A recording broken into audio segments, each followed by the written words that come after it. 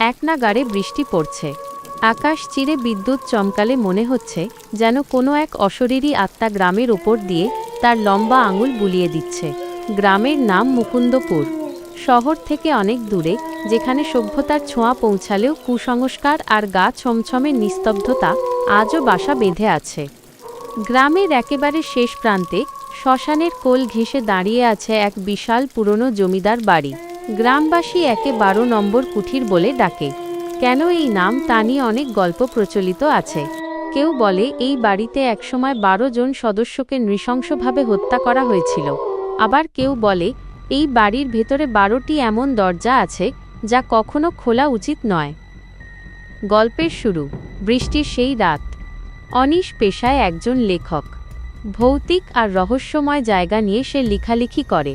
মুকুন্দপুরের এই 12 নম্বর কুঠিরের কথা সে এক পুরনো ডায়েরিতে পড়েছিল। নিজের নতুন উপন্যাসের জন্য রসদ খুঁজতে সে আজ এই ঝড় বৃষ্টির রাতেই গ্রামে এসে পৌঁছেছে। গ্রামের চায়ের দোকানে যখন অনিশ 12 নম্বর কুঠিরের যাওয়ার কথা বলল, তখন মাঝবয়সী দোকানদার রামপদর হাত থেকে চায়ের গ্লাসটা পড়ে যাচ্ছিল। বাবু, আজ অমাবস্যা, তার ওপর এই বৃষ্টি। আজ রাতে ওদিকে যাবেন না।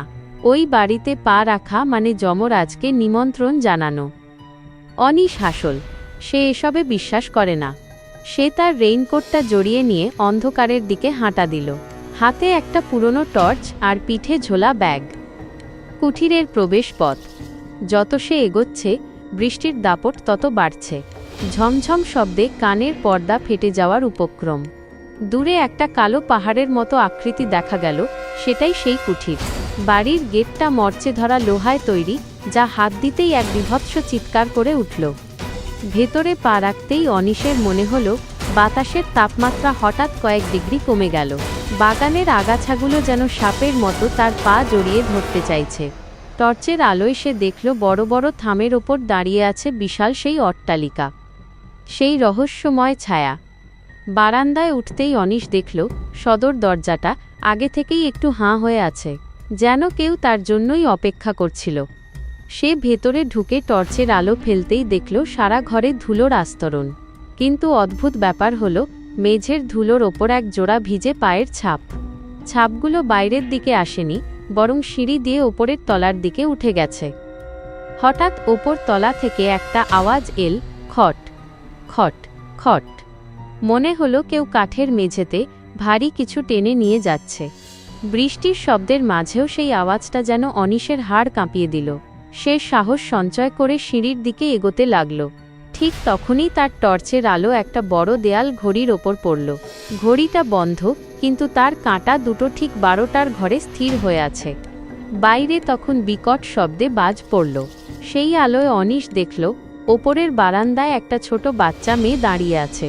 তার পরনে সাদা জামা, যা রক্তে ভেজা। মেয়েটা তার দিকে তাকিয়ে ফিসফিস করে বলল, তুমি কেন এলে?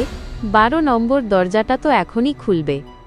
কথাটা শেষ হতেই মেয়েটা অদৃশ্য হয়ে গেল এবং নিচতলার হলঘরে রাখা পুরনো গ্রামোফোনটি নিজে থেকেই বাজতে শুরু করল। এক করুণ সুর সারা বাড়িতে ছড়িয়ে পড়ল।